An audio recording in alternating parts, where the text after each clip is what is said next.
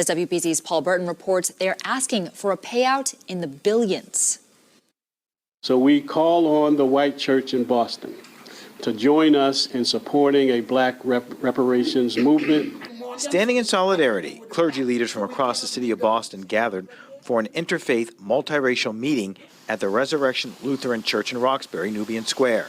They're here to ask the religious community to atone for black Boston suffering and support black reparations. And we are coming, as Dr. King said, to get our check.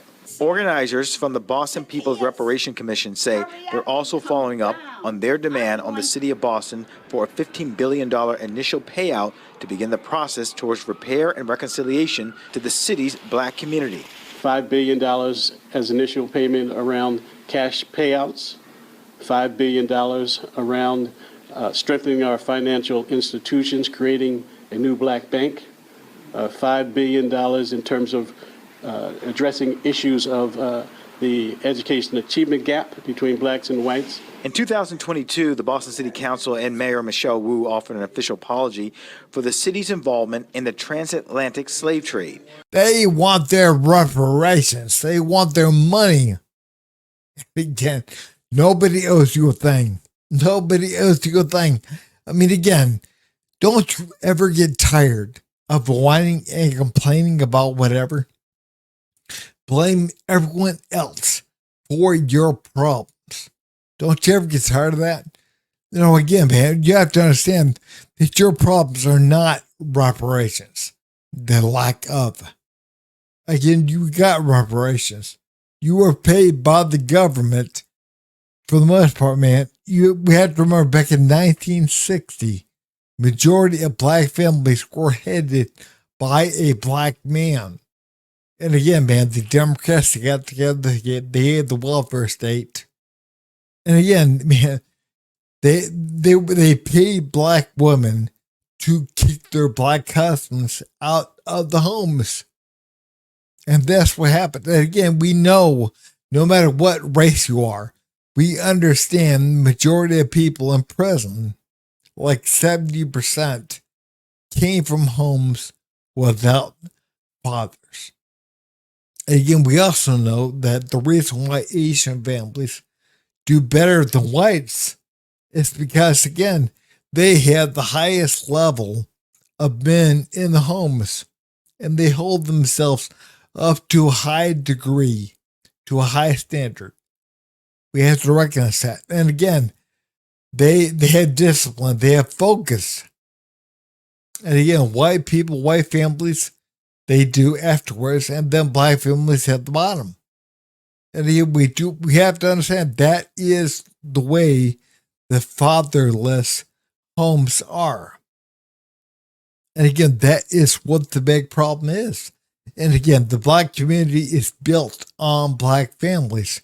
And if the black families fall apart, so is the community. We truly have to recognize that.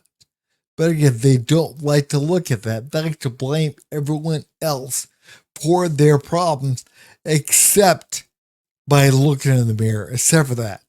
They'll do anything they can to avoid looking at what the actual problem is. And again, man, if you want to fix something, you have to be humble yourself, and you have to actually look at what the problem is instead of blaming everyone else.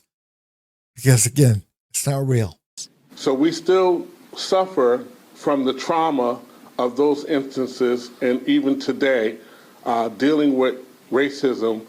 On Saturday, this group called on the white church in Boston to support the black community for its association in slavery. Today we call upon this city, its financiers, and its white churches to stop the shirking, stop the lying, tell the truth, and pay what is owed.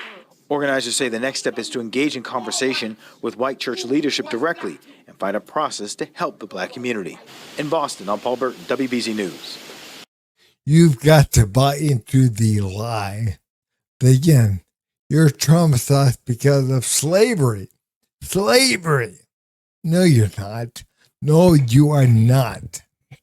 Again, you're traumatized, but you're traumatized because you're listening to the people like Gail Sharpton, like Ben Crump, like Roland Martin. Again, they lie to you. They tell you things to get you upset. It's not real. It's not real. I mean, again, you're traumatized because you believe you have no power. The white man, he's been keeping you down. He has the power. He does. Again, you don't. You can't do anything for yourself. The white man has the power. It's not true. That's not even close to being true. I mean, again, you have equal rights. You can do whatever you want to do, but you believe you can't because the white man is holding you down. White supremacy, whatever. I tell you what, man, you got to stop looking at white people like they're gods. They're not. I mean, again, they don't have any more power over you than what you have over them. As a matter of fact, in today's world, we have to recognize, man, you can do more because you're black. I mean, all the programs and everything else, DEI and everything that's out there, you can do what you want because, again, you're black. You're black. But again, man, you can say what you want, you can do. But the fact of the matter is, you're being held down by the white man because of slavery that happened at whatever time in history that you were never a part of. And no, nothing was passed down to you from the generations. Nothing. That's not real. That's not real one bit. But people, they buy into it. They buy into this stuff.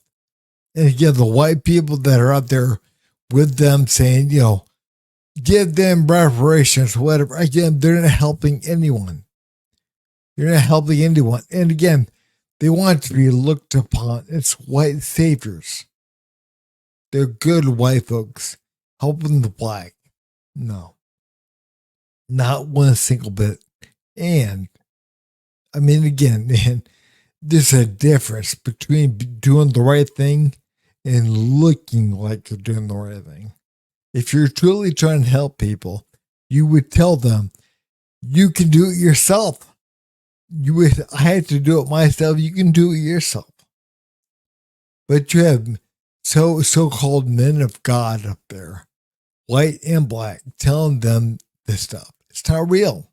It truly is not real. And again, it's never going to get better until people realize they're the ones with the power. But hey guys, if you would, please like, subscribe, and leave a comment. Thanks.